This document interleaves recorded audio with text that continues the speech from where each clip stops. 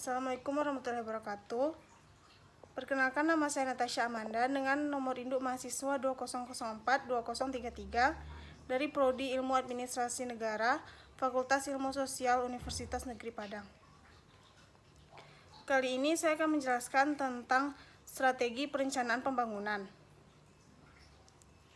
Pertama, saya akan menjelaskan tentang pengertian perencanaan ekonomi. Sebenarnya belum ada kata sepakat di antara para ahli ekonomi mengenai pengertian istilah perencanaan ekonomi. Perencanaan sering disamakan dengan sistem politik suatu negara seperti kapitalis, sosialis, dan campuran. Setiap bentuk campur tangan pemerintah dalam masalah ekonomi diartikan juga sebagai perencanaan.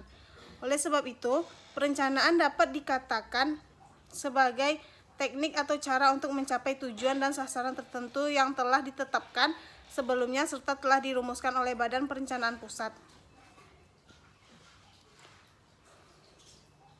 Setiap perencanaan pembangunan harus mengandung unsur-unsur pokok. Yang pertama, kebijakan dasar atau strategi dasar rencana pembangunan, yang dimana unsur ini merupakan dasar dari seluruh rencana yang kemudian dituangkan dalam unsur-unsur pokok perencanaan pembangunan lainnya. Yang kedua, adanya kerangka kerja makro. Dalam kerangka ini dihubungkan berbagai variabel-variabel pembangunan serta implikasi hubungan tersebut.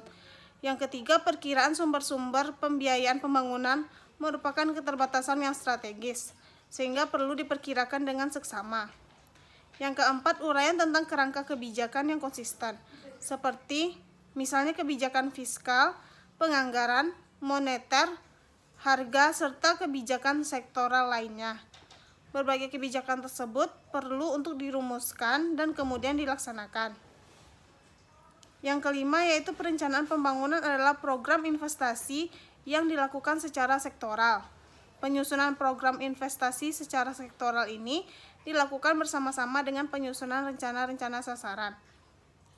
Yang keenam, yaitu perencanaan pembangunan adalah administrasi pembangunan yang mendukung usaha perencanaan dan pelaksanaan pembangunan tersebut. Fungsi perencanaan adalah yang pertama, dengan perencanaan diharapkan terdapat suatu pengarahan kegiatan, adanya pedoman bagi pelaksanaan kegiatan yang ditujukan kepada pencapaian tujuan pembangunan. Yang kedua, dengan perencanaan dapat dilakukan suatu perkiraan potensi-potensi, prospek perkembangan, hambatan, serta risiko yang mungkin dihadapi pada masa yang akan datang. Yang ketiga, perencanaan memberikan kesempatan untuk mengadakan pilihan yang terbaik. Yang keempat, dengan perencanaan dilakukan penyusunan skala prioritas dari segi pentingnya tujuan. Perencanaan sebagai alat untuk mengukur atau standar untuk mengadakan pengawasan dievaluasi.